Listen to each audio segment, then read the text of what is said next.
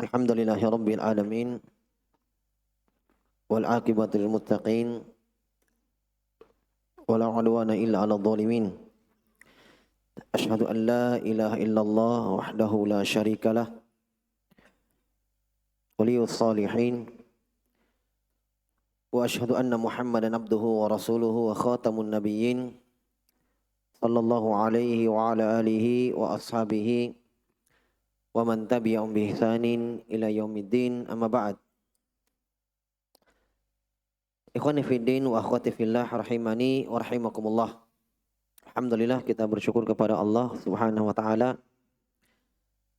Pada malam hari ini kita kembali melanjutkan kajian rutin kita mengkaji Fiqhul Asmaul Husna karya Syekh Abdul Razak hafizahullah taala. Dan kita masih di dalam uraian dari satu dari nama-nama Allah Subhanahu wa taala, yaitu nama Ar-Rabb. Pada pertemuan yang terakhir di antara uraian dari makna nama ini, beliau jelaskan bahwa siapa yang menelaah, memperhatikan makna-makna pendalilan nama Rabb, maka dia akan mendapatkan bahwa Allah Subhanahu wa taala qayyuman qama binafsihi. Allahu Jalla wa ala tegak dan menegakkan yang lain. Allah Subhanahu wa taala maha tegak dan menegakkan yang lain. Qayyuman, qiyamu binafsihi, qama binafsihi wa qama bihi kulla syai'. Dan Allah yang menegakkan segala makhluk. Kemudian Allah bersendirian setelah itu mengurusi makhluk, mengaturnya. Ya, sebelumnya Allah beristiwa di atas arasy, kemudian mengurusi urusan makhluk. Demikian pula memberi, menghidupkan, mematikan, menyelamatkan yang kesulitan, memberikan kemudahan, menjawab doa, dan selainnya dari makna-makna rububiyah. Dari pengaturan-pengaturan Allah Subhanahu wa taala. Bahkan beliau sebutkan di antara makna rububiyah, kesempurnaan rububiyah Allah Subhanahu wa taala, para malaikatnya naik ke atas melaksanakan perintah dan turun setiap harinya mengurusi takdir makhluk. Yas'aluhu man fis samawati wal ard kulla yaumin huwa fi sya'an. Ya, Allah Subhanahu wa taala itu diminta. Yang di langit dan yang di bumi semuanya meminta kepada Allah. Dan Allah setiap hari pada urusan makhluk. Itu diantara makna rububiyah Allah Subhanahu wa ta'ala. Kemudian selanjutnya kata beliau hafizahullah, diantara makna rububiyah, faidahnya wa rububiyatullahi lil alamina tashmalul alama kullah. Dan rububiyahnya Allah Jalla wa ala itu mencakup seluruh makhluk. Alam itu makhluk, ya. Berarti mencakup mukminnya dan kafirnya. Fahuwa alladhi rabba jami'al makhluqat. Sebab dialah Allah yang mengatur, mentarbiyah, memelihara, ya. Di antara makna rububiyah yang Syekh sebutkan kembali kepada 3 makna, ya. Taib. Dialah Allah Subhanahu wa taala yang mengatur seluruh makhluk bini'amihi, dengan nikmat-nikmat Allah. Wa aujadaha bimasyiatihi wa qudratihi. Dan dialah Allah Subhanahu wa taala yang mengadakan makhluk semuanya bimasyiatihi, dengan kehendak Allah dan kemampuan Allah. Ya, berarti di sini Syekh terangkan bahwa tidak ada yang keluar dari kehendak Allah. Paham? Ketika semua makhluk masuk di dalam kehendak Allah, itu di antara kandungan rububiyah Allah. Paham ya? Jadi sesuatu itu yang terjadi di langit dan di bumi, tidak ada yang keluar dari masyiatnya Allah. Tidak ada yang keluar dari kehendaknya Allah dan keinginannya. Ya, tidak ada istilah ya, terjadi sendiri, ya, alami, begitu saja, tidak ada yang menyebabkannya, ya, tidak ada yang mengaturnya, dia terjadi sendiri. Maka ini ucapan-ucapan yang tidak benar, bahkan mengarah kepada kekufuran. Paham ya? Semuanya dengan kehendak Allah Subhanahu wa taala. Nah, itu diantara sekian banyak makna rububiyahnya Allah di situ. Bahwa tidak ada yang keluar dari kehendak dan keinginan Allah Subhanahu wa taala. Walaupun perbuatan manusia. Paham ya? Walaupun manusia berbuat dengan pilihannya sendiri, dengan ikhtiarnya sendiri, itu juga masyiahnya Allah. Ya, sampai orang-orang Mu'tazilah kebingungan. Mereka mengatakan seluruh apa yang di alam ini ciptaan Allah kecuali satu. Seluruh apa yang terjadi kehendak Allah kecuali satu. Perbuatan makhluk. Nah, ini yang mereka tidak bisa. Karena mereka melihat bahwa makhluk itu berbuat dengan pilihannya sendiri. Ciptaannya sendiri. Kata mereka, mana mungkin masuk dalam keumuman kehendaknya Allah. Nah, mereka terjatuh di sini. Orang-orang Mu'tazilah Qadariyah. Makanya ya, lahirlah akidah mereka dalam masalah takdir, bahwa manusia itu ya mencipta perbuatannya sendiri, bukan ciptaan Allah.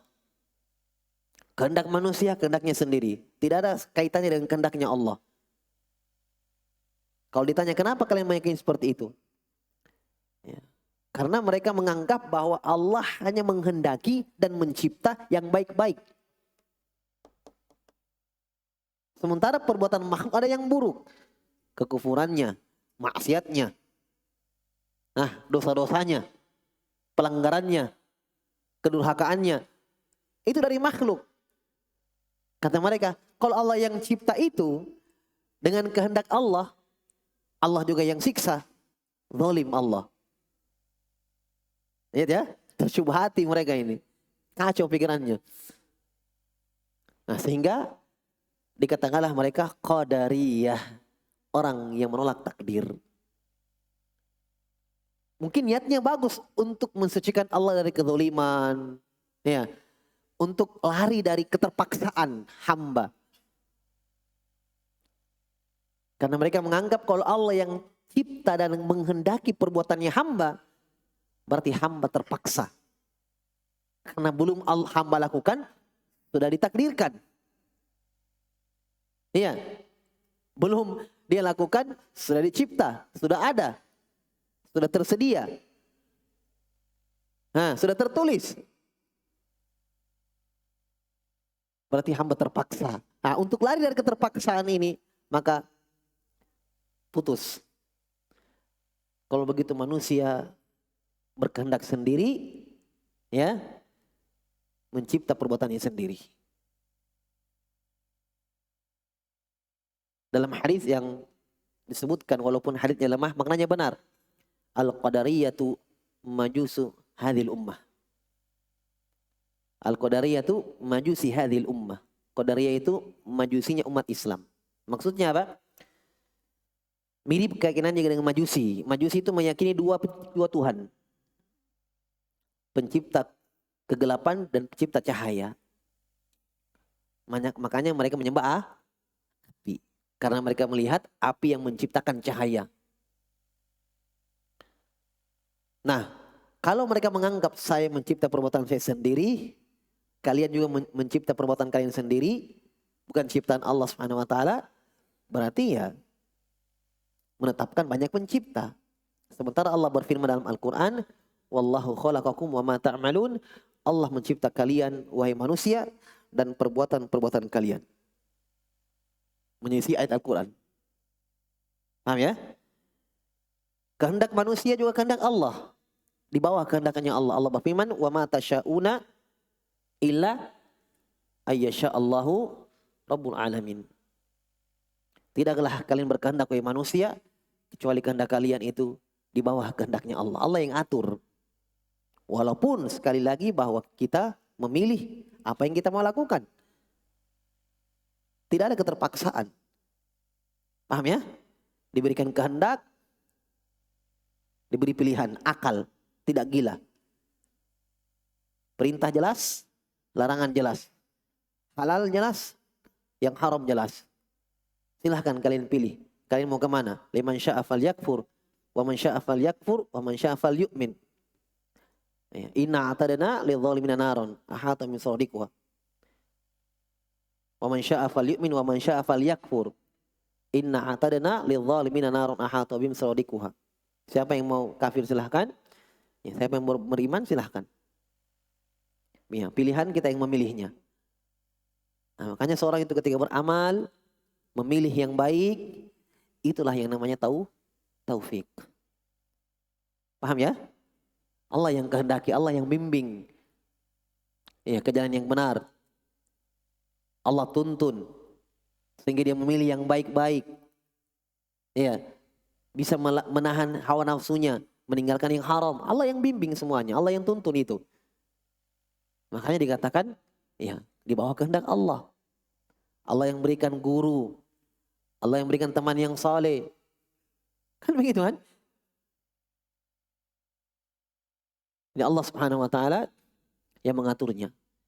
Tapi ini diantara rububiyahnya Allah Subhanahu wa taala. Oleh karena itu, kawan sekalian, sebahagian ulama a'immatus salaf ketika menyebutkan kitab akidah, itu ada yang awal-awal langsung menyebutkan tentang takdir. Paham? Seperti Imam Ahmad dalam Ushulus Sunnah. Ya. Setelah beliau menyebutkan paling pertama, Ushulus Sunnah indana atamassuk bi kitabillah, sunnati Rasulillah. Ushulus Sunnah di sisi kami, pokok ahli sunnah adalah berpegang teguh dengan Al-Quran dan Sunnah. Yang kedua langsung tentang takdir. Dilihat dari imam-imam yang lain menyebutkan dalam buku-buku akidah tentang sifat-sifat Allah. Kita katakan tidak bertentangan. Karena pembahasan tentang takdir masuk dalam keumuman rububiyah Allah. Takdir itu Allah yang tentukan rezekinya, ya kan? Apakah si fulan ini mengamalkan kebaikan atau keburukan? Apakah di akhirat nanti dia sengsara atau bahagia? Itu diantara perbuatan Allah. Makanya Imam Ahmad sebutkan di awal. Yang kedua itu diantara penyimpangan yang banyak terjadi di zamannya secara khusus. Di zaman Imam Ahmad rahimahullah. Dipaham ya? Nah, ini Syekh singgung di sini bahwa di antara makna rububiyahnya Allah tentang kehendaknya Allah dan kudrohnya, takdirnya Allah, kemampuannya. Taib. Wa amaddaha bima yatahtaju ilaihi. Allah memberikan, menghamparkan. Tidak putus, amaddah. Apa yang makhluk butuhkan? Apa yang makhluk butuhkan? A'ta kulla syai'in khalqahu alla yaqabih. Allah memberikan semua makhluk apa yang dia butuhkan yang pantas untuknya. Nah, itu diantara rububiyah Allah. Ini berulang-ulang dijelaskan. Ketika Allah mencipta makhluk tidak ditinggalkan begitu saja, dibiarkan. Putus pengaturan Allah Subhanahu wa ta'ala. Setelah dicipta dibiarkan, itu sama saja dibiarkan mati. Tapi tidak seperti itu. Allah maha baik.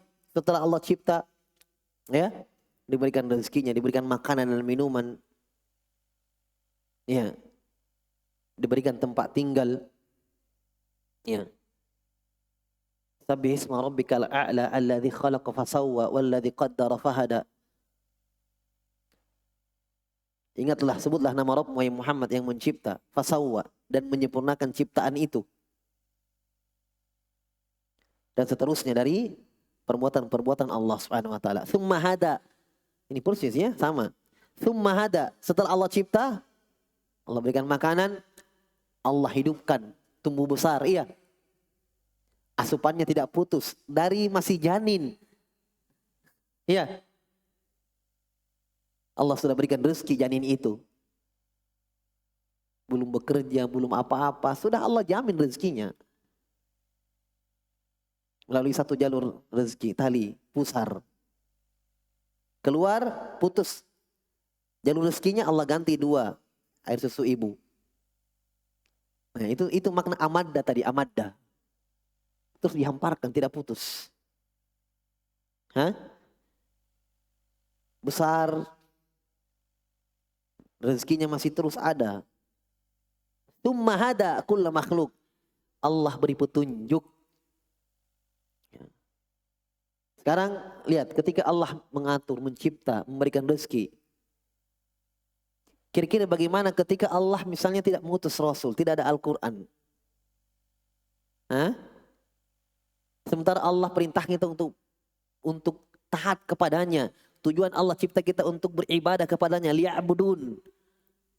Nah sekarang penghambaan itu gimana caranya untuk mewujudkan itu? Bagaimana caranya mewujudkan tujuan kita dicipta oleh Allah? Ya kan? Itu diantara bentuk rububiyah Allah Subhanahu wa taala. Allah turunkan Al-Quran. Allah turunkan Al-Quran melalui Jibril alaihissalam. Diutus Rasul untuk mengajarkan Al-Quran. Sempurnanya rububiyahnya Allah. Karena percuma juga kalau tidak ada Al-Quran. Tidak ada yang mengajarkan kita Al-Quran. Bagaimana cara kita beribadah? Caranya gimana? Tuntunannya. Apakah Allah kembalikan kepada akal-akal kita masing-masing? Oh berbeda, kacau. Gimana caranya? Beribadahlah kalian kepadaku. Caranya gimana? Nah, kembali kepada akal masing-masing. Salat misalnya mengarah kiblat, terserah mau balik kemana. Hah? Cara-cara salat silahkan, mau gerakan, mau salto-salto, jungkir balik silahkan. Iya, seperti itu. Kacau. Nah, tapi Allah utus satu orang untuk kita ikuti. Ya kan? Supaya teratur. Itu sempurnanya pengaturan Allah. Diutus satu orang untuk diikuti supaya sama, serentak semua cara ibadahnya. Tapi masih ada juga yang melenceng-lenceng. Ya kan? Masih ada juga yang berzikir sampai gila-gila. Masih ada. Kalau mereka mengikuti Nabi SAW, serentak cari ibadah itu. Kenapa? Cuma satu uswah kita. Cuma satu contohnya. Cuma satu yang diikuti. Tapi sudah sunnatullah berjalan. Hikmah dengan hikmah Allah, dengan segala hikmah Allah Subhanahu wa taala. Ada yang namanya bid'ah, syaitan berhasil menjerumuskan. Ya dengannya mendapatkan pahala orang-orang yang menegakkan sunnahnya, menjamarkan sunnahnya, memberantas bid'ah dan kesyirikan. Dan sekian banyak hikmah Allah Subhanahu wa taala. Ya. Lillahil hamd. Segala puji hanya untuk Allah. Jelas ya? Jadi di antara kesempurnaan rububiyah Allah ada yang namanya hidayah. Itu di antara kesempurnaan. Tsumma hada kulla makhluqin lima khuliqalah, dengan apa-apa yang Allah cipta untuknya. Wa agdaqa ala ibadihi ni'am, dan Allah anugerahkan, limpahkan sekian banyak nikmat untuk hamba-hambanya. Wa namahum wa ghadzahum wa rabbahum akmala tarbiyah. Namahum, Allah Subhanahu wa taala tumbuhkan mereka. Ya kan? Kecil, besar, terus tumbuhkan oleh Allah. Wa ghadzahum, ghadza, diberikan asupan makanan. Wa rabbahum, ditarbiyah oleh Allah, diatur oleh Allah. Kalau kita bilang dirawat, dituntun, dibimbing. Itu makna rububiyah semuanya. Ya. Dengan semulia-mulia ya pengaturan. Sempurna-sempurna tarbiyah. Baik. Nah, beliau jelaskan di sini, wa tarbiyatuhu subhanahu wa rububiyyatuhu nau'an. Secara umum dari satu sisi ya, dari satu sudut pandang, satu sisi rububiyah Allah terbagi dua. Ini penting ini, ilmu. Rububiyatun ammah tashmalu kulla makhlukin barron au fajira. Rububiyah Allah, bahwa Allah itu Rabb yang mengatur segalanya. Rububiyahnya umum, mencakup seluruh makhluk, mukminnya, yang baiknya atau yang fajirnya. Yang baiknya atau yang fajir, pemaksiat. Mukminan au kafiro, yang mukminnya atau yang kafir. Ya. Di sini kita katakan Allah juga Robnya Fir'aun. Allah juga Robnya Abu Lahab. Allah juga Robnya orang-orang musyrikin. Allah Robnya seluruh makhluk. Ini rububiyah umum namanya. Sa'idan au syaqiyan, apakah dia orang yang berbahagia atau orang yang sengsara? Allah Rabb mereka semua. Muhtadiyan au dhallan, apakah dia orang yang dapat hidayah atau dhallan, orang yang Allah sesatkan? Allah Rabbnya. Wa hiya tarbiyatuhu lahum ajma'in. Ini ya pengaturan Allah untuk mereka semuanya. Dari sisi mana umumnya? Lihat. Bil khalqi, Allah yang cipta mereka. Betul? Fir'aun, Abu Lahab, orang musyrikin, Allah yang cipta. War rizq. Nah. Oh, ini orang musyrikin paling tahu ini. Ya. Paling tahu ini kalau begini. Bahwa hanya Allah yang menghidupkan, hanya Allah yang mematikan, hanya Allah yang memberikan rezeki. Paling tahu. Orang musyrikin. Tapi keyakinan itu belum memasukkan mereka ke dalam Islam. Karena Nabi dan para sahabat masih memerangi orang-orang musyrikin. Paham ya? Dengan keyakinan semata-mata hanya Allah yang berikan rezeki. Karena bukan itu makna la ilaha illallah. Dan sangat disayangkan. Sampai hari ini masih ada orang yang kalau ditanya. Apa makna la ilaha illallah? Dia menjawab tidak ada pencipta selain Allah. Itu tauhidnya Abu Lahab. Iya kan?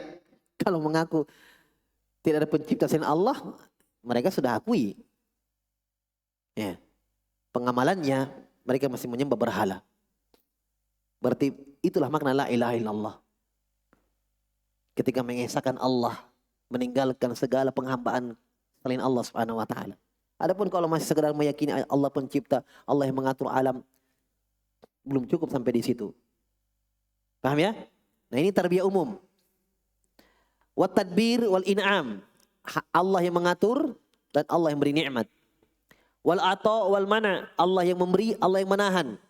Wal khabd wal rafa, Allah yang merendahkan, menghinakan, Allah yang memuliakan, meninggikan.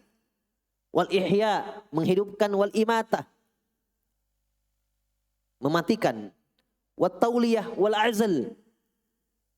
Nah, tauliyah itu perwalian, cinta, wal azlu, dan ditinggalkan. Tauliyah itu loyalitas, al azl lawannya, ditinggalkan. Allah berpaling darinya. Nah, itu. Paham? Wal qabd wal bast. Ya. Digenggam dan dihamparkan, ditahan dan dihamparkan. Wal kashfu al-kurubi wa ighathatul malhufin. Cuma Allah Subhanahu wa taala yang melepaskan kesulitan dan menyelamatkan yang terhimpit. Ighathatul malhufin. Ibnu Qayyim punya kitab Ighathatul Lahfan. Taib. Wa ijabatul muttarrin, Allah menjawab orang-orang yang membutuhkan. Ini tarbiyah umum. Semua ya? Orang kafir juga ada diselamatkan dari bahaya, dapat. Ya tidak? Ya kan? Ada disembuhkan dari penyakit, orang kafir juga ada. Bukan cuma orang beriman. Orang beriman juga berdarah-darah, celaka, sakit. Orang kafir juga. Sama. Iya. Itu orang musyrikin, lihat. Di atas laut. Diselamatkan oleh Allah. Itu keumuman rububiyah. Paham ya?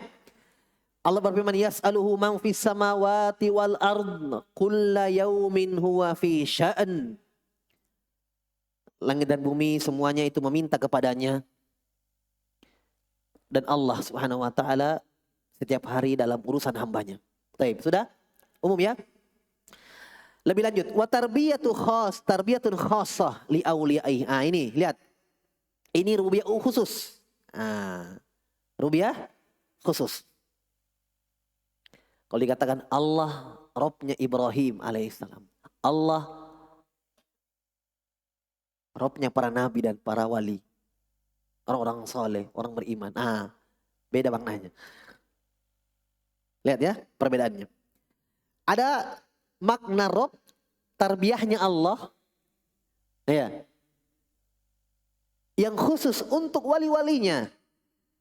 Orang-orang soleh. Haitsu, dari sisi mana? Haitsu rabbahum fawaffaqahum lil iman. Ketika Allah mengatur mereka, membimbing mereka, memperhatikan mereka secara khusus. Dengan Allah memberikan taufik, mereka berupa iman. Ini tidak didapatkan orang-orang kafir, tidak. Kalau sebatas rezeki, sebatas umum, kalian juga dapat itu. Tapi yang ini kalian tidak dapat. Wal qiyami bi'budiyatihi. Allah berikan taufik mereka untuk tegak dengan ubudiyah, beribadah kepada Allah. Dituntun dengan cara Allah. Iya, ketika ada misalnya syubhat yang masuk, rancu pikirannya, ya, di mana orang-orang lain tersesat, salah berguru, dia dibimbing oleh Allah. Allah datangkan kepada dia orang yang soleh, guru, dia belajar. Sementara orang yang lain di luar sana salah dalam belajar dan mengaku di atas kebenaran. Sampai datang orang yang mengingatkannya, dia bantah. Ya kan? Padahal kita masih bersyukur, alhamdulillah. Allah masih memberikan kita pemahaman yang benar. Walaupun kita mungkin bukan ulama, tidak memiliki ilmu yang tinggi, tapi minimal Allah berikan kita pemahaman yang benar. Dengan terus kita menjaga dan terus mempelajari agama, itu bentuk kesyukuran dari nikmat Allah Subhanahu wa taala. Paham ya? Ini rububiyah, penjagaan yang khusus sifatnya. Nah, lihat lebih luar biasa lagi. Wa ghadzahum bima'rifatihi, dan Allah terus ghadza. Coba Syekh bahasakan ghadza. Ini sebenarnya ini ucapan Ibnu Qayyim ini. Makanan itu dibilang ghadza. Ghadza itu apa ya? Dia kecil, masuk asupan, makanan, minuman, tumbuh besar. Itu ghadza. Hidayah, taufik, itu bentuk ghadza. Tapi untuk ruhnya, terus diajari. Terus dia belajar, sehingga ilmu masuk. Ya, terus dia ta'lim. Dia dengar, baca buku, berguru, terus belajar. Sama orang makan. Ya kan? Bahkan Imam Ahmad mengatakan butuhnya kita terhadap ilmu mengalahkan butuhnya kita dengan makan dan minum. Iya. Kata Syekh Hafizahullah, ghadzahum. Dengan apa? Apa asupannya Allah berikan kepada mereka? Bima'rifatihi, dengan mengenal Allah. Semakin dia belajar, semakin dia tahu apa hak-hak Allah. Semakin dia belajar, semakin dia tahu di mana batasan Allah Jalla wa'ala. Mana hududnya Allah. Jangan dilanggar, kata Allah, fala taqrabuha. Jangan kau dekati batasan itu. Walaupun dia mungkin tidak menjadi seorang ulama alim. Iya. Dia punya fikih. May yuridillahu bi khairin yufaqihu fid din. Siapa yang Allah inginkan untuknya kebaikan, Allah fakihkan, Allah fahamkan dia dalam agama. Taib. Ini godha. Bima'rifatihi. Jadi Allah beri asupan dia. Hatinya ya. Terus dia belajar, Masya Allah.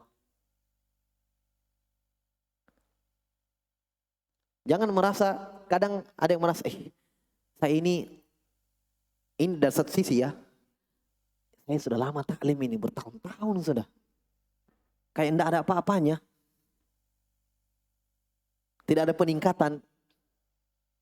Jangan berkecil hati juga seperti itu. Dulu sebelum kamu ngaji, kamu tahu kesyirikan? Kamu tahu bentuk-bentuk kesyirikan? Tidak. Sekarang alhamdulillah kamu tahu. Itu sudah luar biasa. Dulu sebelum kamu belajar, kamu tahu 2 rakaat sebelum subuh itu lebih baik daripada dunia dan seisinya? Tidak kan? Sekarang kamu tahu.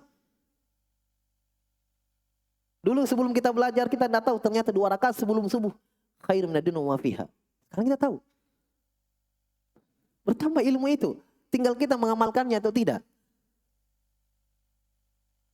Walaupun benar bahwa seorang itu tidak boleh merasa cukup dengan ilmu yang dia punya. Terus dia belajar. Hanya jangan larut-larut di dalam, karena syaitan di situ masuk nanti. Saya ini percuma seperti ini, percuma seperti itu. Putus asa dari rahmat Allah Subhanahu wa taala. Saya dulu, sedikit pengalaman. Awal mondok,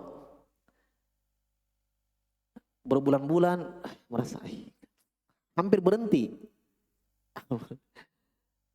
Saya datang sama ustadz saya. Ustaz, saya mau berhenti. Kenapa mau berhenti? Saya sudah hampir setahun begini-begini aja. Dulu kamu belum mondok, kamu tahu mudah-mudah ilai? Tidak. Sekarang kamu tahu? Iya. Dulu sebelum kamu mondok, kamu tahu fa'il, maf'ul? Tidak. Sekarang kamu tahu? Iya. Loh, kenapa kamu bilang kamu begitu-begitu terus? Oh iya, dulu saya tidak tahu apa-apa dulu. Tidak ada yang tahu. Tidak ada yang tahu. Tahunya dulu sekolah, bumi mengelilingi matahari. Ternyata belajar, matahari ternyata mengelilingi bumi. Oh iya. Memang dari sisi ini kita tidak bisa begitu banyak ilmu yang kita pahami. Dulu kita tidak tahu. Kata Allah Subhanahu wa taala, "Wa anzalallahu 'alaikal kitaba wal hikmah wa 'allamaka ma lam takun ta'lam wa kana fadlullahi 'alaika 'azima." Itu fadl dari Allah. Ya, walaupun sembari kita belajar terus. Ya. Allah berfirman, kami turunkan kepadamu Muhammad Al-Quran dan hikmah. Wa 'allamaka ma lam takun ta'lam. Kami ajarkan kamu Muhammad yang dulu kamu tidak tahu.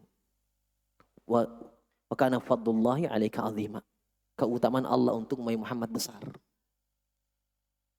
Sembari Nabi terus belajar, Jibril datang mengajarkan Al-Quran terus.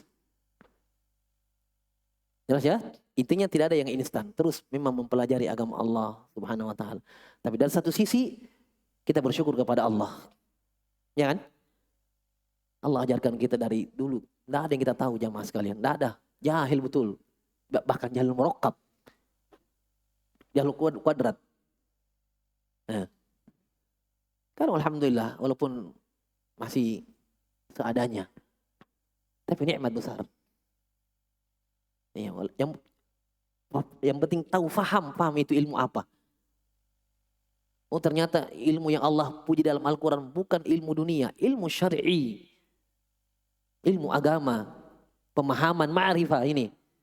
Sudah kan di Muqaddimah berapa bab itu Ibnu Qayyim sebutkan ma'rifatullah, keutamaannya, Asmaul Husna.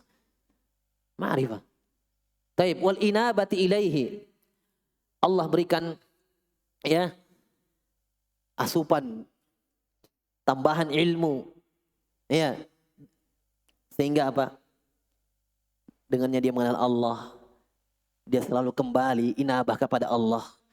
Wa akhrajahum minadz zulumati ilan nur. Ini dia. Allah keluarkan dia dari kegelapan kepada cahaya. Masya Allah. Dulu mungkin kita la ilaha illallah, mungkin sholat saja tidak, bolong-bolong, maghrib isya saja, subuh tidak ada. Ya, dikeluarkan dari itu. Dituntun oleh Allah. Wah, nikmat sekali. Mungkin kalau kita ingat-ingat ini, ikhwan, sedih kita kan mau menangis sudah. Kalau ingat dulu ya. Iya. Ya. Besarnya keutamaan Allah Subhanahu wa taala kepada kita. Diajarkan ilmu agama yang luar biasa. Ya, yang dengannya mungkin kita mengajarkan orang tua, keluarga, anak istri. Walillahil hamdu min qabl wa min ba'd. Taib, akhrajahum minadh dhulumati ilan nur wa yassarahum lil yusra. Allah mudahkan mereka dengan kemudahan-kemudahan. Wa jannabahum bil al usra. Allah jauhkan mereka dari kesulitan. Nah, ini rububiyah apa tadi? Khusus. Hanya orang beriman yang dapat ini. Ya, adapun orang-orang kafir diberi rezeki, diberikan ini, diberikan itu. Tapi kenapa? Tapi apa yang terjadi? Tetap di dalam kegelapan kekufuran, tidak dikeluarkan. Tidak dikeluarkan. Ya? Wa yassaruhum likulli khair. Allah mudahkan mereka dengan segala kebaikan-kebaikan yang ada. Wa hafizahum min kulli syarr. Allah menjaga mereka dari segala kejelekan-kejelekan. Masya Allah. Walihada kanat. Ini dia. Oleh karena itu, coba cermati baik-baik, ya. Coba perhatikan baik-baik. Oleh karena itu, kanat adiyata ulil albab. Disinilah kita dapatkan rahasia jamaah sekalian. Doa orang-orang yang cerdas, doanya al-asfiya, doanya orang-orang soleh, doanya orang-orang pilihan Allah, para nabi dan rasul. Orang-orang yang dipilih oleh Allah, yang waridah, yang ada dalam Al-Quran, ketika mereka meminta kepada Allah, pasti panggil Rabbana. Buka silakan Al-Quran. Nabi Ibrahim minta anak, Rabbi habli minas solihin. Coba. Iya kan? Kita mungkin baru sekarang dapat faedah ini. Iya, jadi kenapa pakai Rabb di situ? Itu rububiyah khusus. Dengan ilmu yang ada pada mereka bahwa Allah yang mengatur segalanya, minta pakai Rabb. Buka Al-Quran coba. Doa-doanya para nabi. Nabi Nuh ketika minta anaknya diselamatkan. Wa nada Nuhu rabbahu rabbi inna bani min ahli. Pakai Rabb lagi. Walaupun tidak dikabulkan. Nggak mungkin diselamatkan anaknya kafir. Coba. Pakai Rabb kan? Nah, baru kita sadar. Oh iya. Coba. Fil Quran bismi Rabb. Dalam Al-Quran doa-doanya orang-orang pilihan Allah Subhanahu wa ta'ala dengan nama Rabb. Dipanggil Allah dengan Rabb. Istihdaran lihadal matlab. Kenapa? Karena terhadirkan dalam hati mereka. Besarnya permintaan, harapannya besar sekali kabulkan. Makanya pakai nama Allah Rabb. Karena itu, ya, hadir dari keyakinan mereka bahwa ini diantara rububiyah Allah Subhanahu wa ta'ala. Memberikan, mengabulkan doa. Wa talaban minhum lihadhihi tarbiyah al-khassah. Karena mereka meminta, ini permintaan dari mereka, pengaturan yang khusus, tarbiyah khusus ini. Fatajidu matalibahum kullaha min hadha na'. Maka kamu dapatkan dalam Al-Quran, bahkan mungkin dalam hadis-hadis, bahwa permintaan-permintaan mereka dari sisi ini. Masuk dari arah, ya, tarbiyahnya Allah Subhanahu wa ta'ala yang khusus. Wastihdaru hadzal ma'na inda su'al nafi'un jiddan lil 'abd. Ini kalimat luar biasa terakhir. Maka berarti menghadirkan perkara ini, menghadirkan dalam hati ilmu ini tentang rububiyahnya Allah, kekuasaannya Allah, ketika meminta doa itu bermanfaat sekali untuk hamba. Tidak usah jauh-jauh. Antum tahu istilahnya orang doa pamungkas, doa sapu jagat. Apa itu? Apa itu doa sapu jagat? Doa andalan.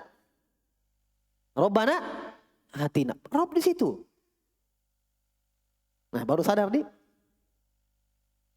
Rabbana atina fid dunya hasanah. Kenapa pakai Rabb di situ? Kenapa bukan ya Allah atina fid dunya hasanah? Ya Rahman atina fid dunya hasanah. Pakai Rabbana. Rubi ya Allah. Makanya beliau mengatakan hadirkan ini di dalam doa. Ilmu ini. Itu bermanfaat. Ya. Dan antara sebab-sebab dikabulkannya doa. Taib.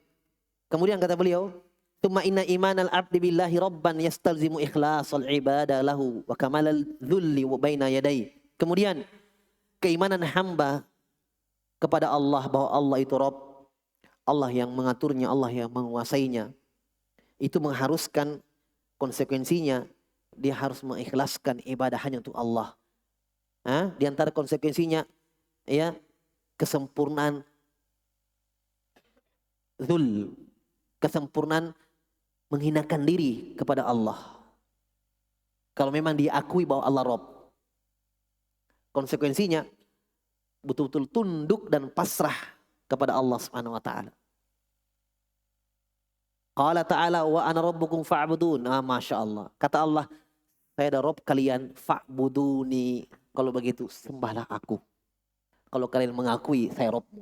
Makanya di antara kebodohan orang-orang jahiliyah, di antara kebodohan mereka itu, faham Allah Rabbnya, iya kan? Faham Allah penciptanya, pengaturnya, pemberi rezekinya, yang menghidupkannya, yang mematikannya, paham dia. Tapi kenapa tidak mengikhlaskan ibadah kepada Allah semata? Diserahkan juga kepada berhala-berhalanya. Kejahilan betul. Ya. Wa qala ta'ala ya ayuhan nasu ubudu rabbakum, wahai manusia, sembahlah Rabb kalian. Ubudu rabbakum. Ikhlaskan ibadahmu kepada siapa? Rabb kalian yang mencipta kalian, yang mengatur kalian, yang memberikan kalian rezeki dan seterusnya dari perbuatan Allah. Faqaunu subhana rabbul alamin yaktadi alla yatrukahum sudan. Maka keberadaan Allah Subhanahu wa taala sebagai Rabbnya alam semesta, pengaturnya, penciptanya ya, mengharuskan Allah tidak mungkin meninggalkan mereka sudan begitu saja, dibiarkan.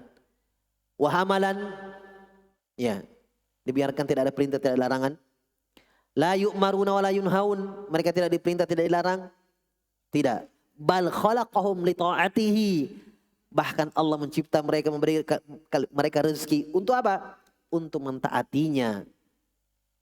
Ya, bukan Allah Subhanahu wa taala membutuhkan ketaatan itu dari kita. Bukan Allah perlu. Iya. Seakan-akan Allah minta imbalan, oh Allah sudah memberikan rezeki ini dan itu, berarti Allah butuh dengan penghambaan? Tidak. Rezeki itu kita yang butuh, penghambaan itu kita yang butuh. Iya kan? Kembali kepada kita semua. Apa kata Allah dalam hadits qudsi?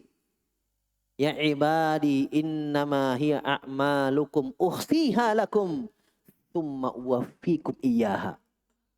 Wahai hamba-hambaku, tauhidmu, salatmu, amalanmu, baktimu sama orang tuamu, semua amalanmu, kata Allah, itu untukmu. Uhsiha lakum, saya simpan. Saya simpan.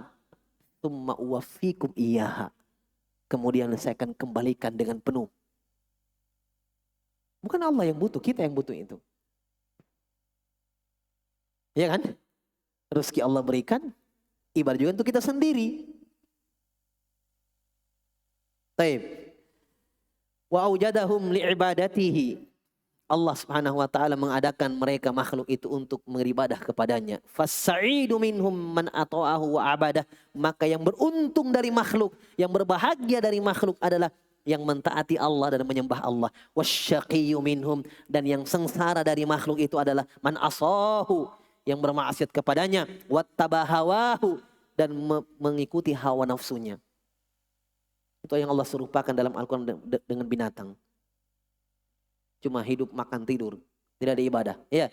Wa man amana bi rububiyyatihi, bi rububiyyatillahi radiya billahi rabban wa radiya bima ya'muru bihi wa yanhahu anhu Maka siapa yang beriman dengan rububiyah Allah Subhanahu wa taala dan dia telah ridho Allah sebagai Robnya, dan dia telah ridho dengan apa-apa yang Allah perintahkan dengannya dan apa-apa yang Allah larang untuknya.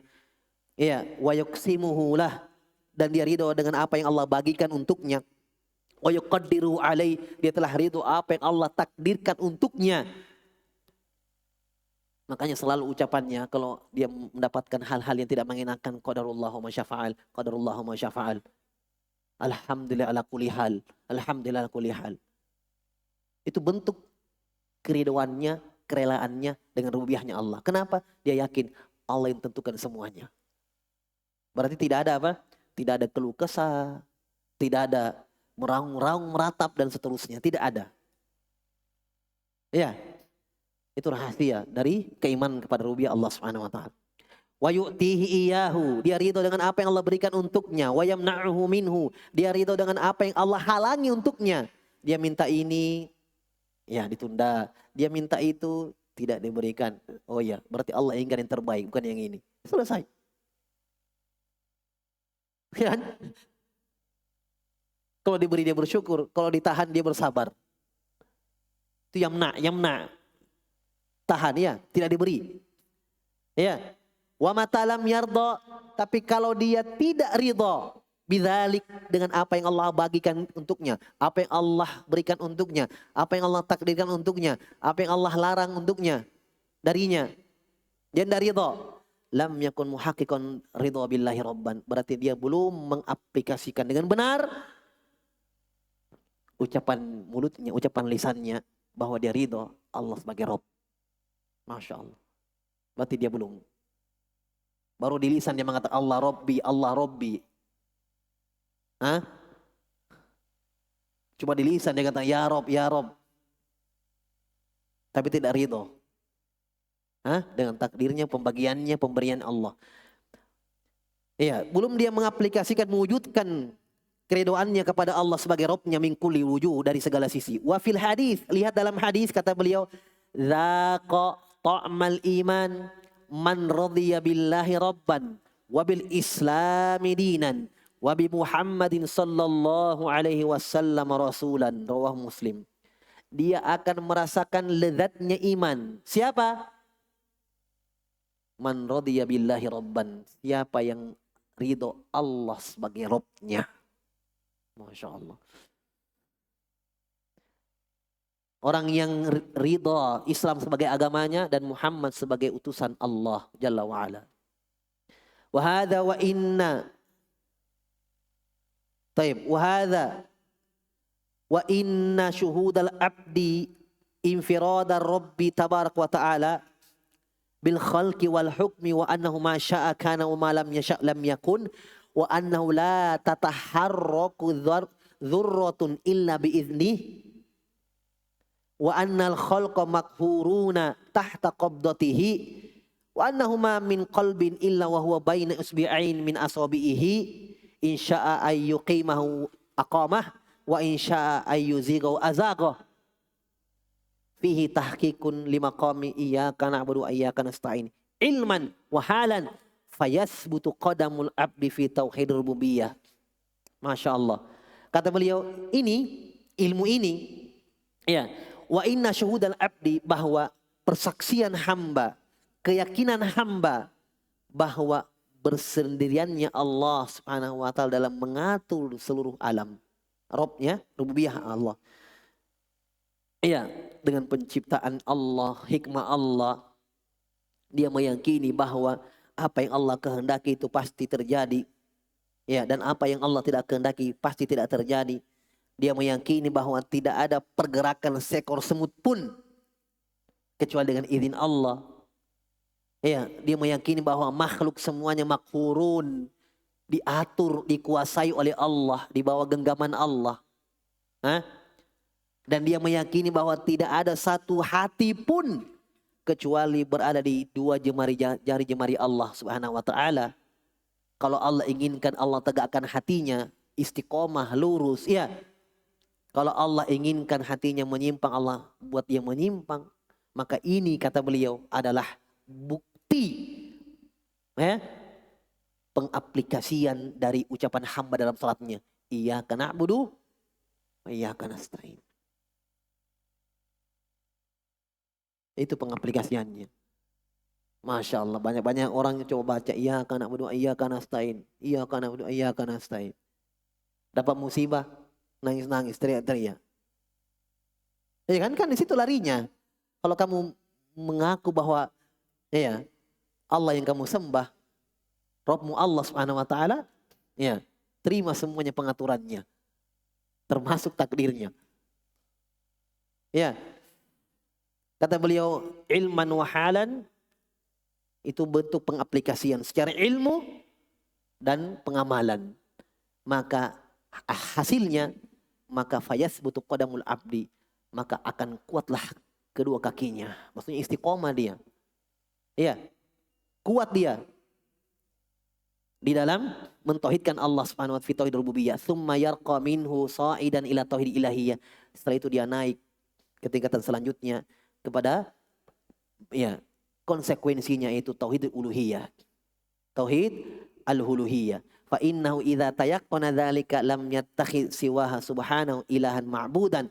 Karena kalau dia yakin akan hal itu, maka dia tidak menjadikan untuk Allah selain Allah Subhanahu wa taala ada ilah yang dia sembah. Ada ilah yang dia sembah. Fa awwalu ma yata'allaqul qalbu yata'allaqu bi tauhidir rububiyyah, tsumma yartaqi ila tauhidil ilahiyyah kama yad'u Allah subhanahu ibadahu fi kitabihi bi hadzal naw' min at-tauhid ila an-naw' al-akhar wa yahtajju 'alaihim bihi wa yuqarriruhum bihi tsumma yukhbiru annahum yunqidhunahu bi syirkihim bihi fil ilahiyyah. Qala ta'ala wa la in sa'altahum man khalaqahum la yaqulunna Allah fa anna yufakun. Kata beliau terakhir, ya, maka yang paling pertama yang terikat dalam hati seorang hamba itu adalah tauhid rububiyah dulu. Nah, itulah bahasa sebagian ulama tauhid rububiyah dan asma wa sifat dinamakan tauhidul ma'rifah. Ini dulu. Iya, enggak mungkin kita menghambakan diri kepada Allah tanpa mengenalnya. Ya kan? Tanpa tahu bahwa Allah pencipta, Allah yang mengatur alam, tidak mungkin. Ya, berarti kata Ibnu Qayyim ini dulu yang harus ada dalam hati. Makanya Allah ketika memperkenalkan dirinya, Allah Subhanahu wa taala ketika memerintahkan hambanya untuk beribadah kepadanya, Allah sebutkan perbuatan-perbuatannya. Wa ma khalaqatul jinna, wa ma khalaqatu. Perbuatan kan? Saya tidak menciptakan jin manusia kecuali apa? Untuk beribadah. Ada perbuatan dulu. Wa ma khalaqtul jinna wal insa illa liya'budun. Baru perintah ibadah. Itu sudah uslub, jalannya seperti itu. Paham ya? Jadi yang paling pertama ada dalam hati seorang hamba adalah rububiyahnya Allah dulu. Yartaqi ila tauhid ilahiyah. Setelah itu naik kepada tauhid uluhiyah. Ikhlaskan ibadah hanya untuk Allah Subhanahu wa taala. Sebagaimana Allah menyeru dalam Al-Qur'an para hamba-hambanya dalam Al-Qur'an, iya, dengan dalam jenis ini. Dengan cara ini, metode ini. Ya, dari tauhid ke tauhid. Dari tauhid ke tauhid akhir. Dari tauhid ke tauhid yang lain, yaitu dari tauhid rububiyah ke tauhid uluhiyah. Ya, kemudian mereka menetapkan, Allah menetapkan untuk hamba tersebut. Hal tersebut, ya, Allah mengkhabarkan hal tersebut. Tetapi mereka yungkidunahu bisyirkihim, tetapi mereka membatalkan hal itu dengan berbuat kesyirikan. Ya, di dalam peribadatannya. Allah berfirman, kalau kalian tanya, kamu tanya mereka, wahai Muhammad, siapa yang menciptakan mereka? Mereka akan menjawab Allah. Mereka akan menjawab Allah Subhanahu wa taala, fa anna yufakun. Sudah ya? Baik. Baik, kita cukupkan dulu insyaallah taala. Ini yang tersisa nanti sudah tanggap selesai. Ya, kita pindah depan Rahman dan Rahim. Allahu a'lam.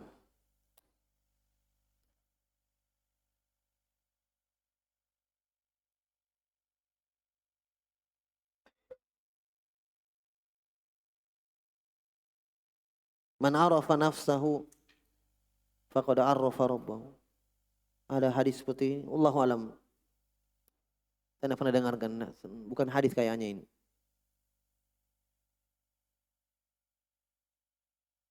Man arafa nafsahu faqad arafa.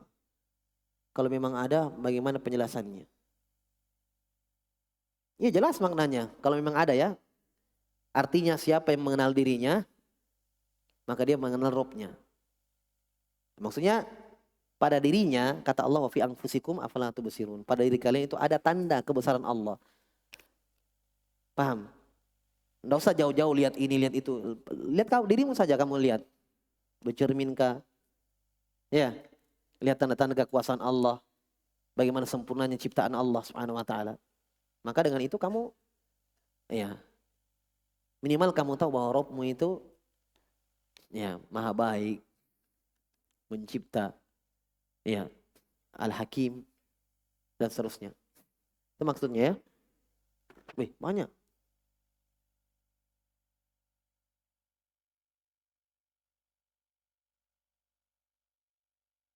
Apakah ada sunnahnya bertukar tempat, pindah ke tempat lain untuk melakukan sholat sunnah selalu? Ya ada sunnah, ada hadis. Tapi tidak harus ya. Tapi dikatakan ada sunnah, tuntunan, ya ada tuntunannya. Ada asar dari sahabat, ada juga hadis. Karena saya melihat orang-orang bergeser berpindah dari tempatnya untuk melakukan sholat sunnah. Ya ada hadisnya. Tapi ya tidak harus mengganggu orang dan membuat keributan kacau. Tapi kalau bilang ada tuntunan, ada tuntunannya, ada hadis. Apa maksud seorang dapat melihat Allah Azza wa Jalla dalam mimpi? Ya ini isbat. Ahlus Sunnah menetapkan ini ijma', tidak ada mengingkari kecuali ahlul bid'ah. Mungkin dilihat dalam mimpi. Makanya para ulama jumhur ulama melihat pembahasan tentang apakah Nabi melihat Allah di dunia. Ya, tidak ada perselisihan kecuali Nabi ya. Adapun selain Nabi tidak ada perselisihan, ijma bahwa tidak ada yang melihat Allah di dunia. Yang diperselisihkan hanya Nabi Muhammad SAW. Apakah Nabi melihat dengan mata kepala pernah di dunia? Ya. Atau tidak? Jumhur ulama, kata Syekhul Islam Ibnu Taimiyah, memaknakan, mengarahkan hadis-hadis yang memberikan makna bahwa Nabi melihat Allah Subhanahu wa taala itu dalam mimpi. Bukan ainil ras, bukan dengan mata kepala. Tapi ainil basiro, dalam mimpi. Maka itu tidak menutup kemungkinan kata para ulama. Tapi dengan melihat amalannya, tergantung amalan seorang, keimanan dan seterusnya. Seperti sabit dari Imam Ahmad dikisahkan bahwa pernah beliau melihat Allah. Apa hukum memarkir mobil di pinggir jalan hingga memakan sebagian bahu jalan? Apa yang termasuk mempersempit jalan kaum muslimin? Kenapa antum pernah merasa sempit? Iya, jelas ini tidak boleh. Tentu kalau ada orang yang ada mungkin aparat atau hal yang orang yang berwenang pasti disuruh minggir.